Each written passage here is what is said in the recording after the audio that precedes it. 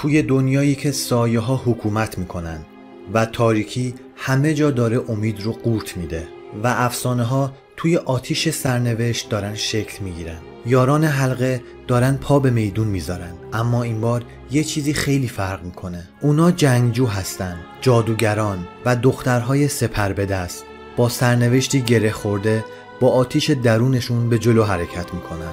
گلادریل ملکه روشنایی، آروین نیرویی که هیچ وقت کوتاه نمیاد، ایوین جنگجویی بیباک و گروهی از زنان قدرتمند که برای سرزمین میانه شمشیر میکشن. این بار فقط ماجرای حلقه نیست، اینجا قدرت در میونه، شهامت دخترانی که حتی سرنوشتم حریفشون نیست. این راه پر از خطرات بزرگه، شرایط از همیشه سنگین تره، اما آتیشی که توی وجود این دخترای بیباک است از آتیش کوه هلاکت هم داغ‌تره. این جنگ اوناست، یا میبرن یا همه چیز رو میبازن. اینجا دیگه قصه مردها نیست، اینجا قصه جنگجوها، جادوگرها و زنانیه که خودشون یه پا افسانند.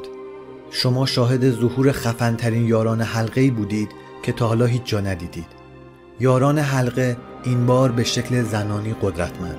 اینجا کانال صدای افسانه هاست و ما افسانه و حماسه های جهان رو به صورت انیمیشن AI روایت میکنیم. اگر به این نوع محتوا علاقه دارید حتما کانال رو سابسکرایب کنید و زنگوله کنارش هم بزنید. مرسی که تا اینجای ویدیو با من همراه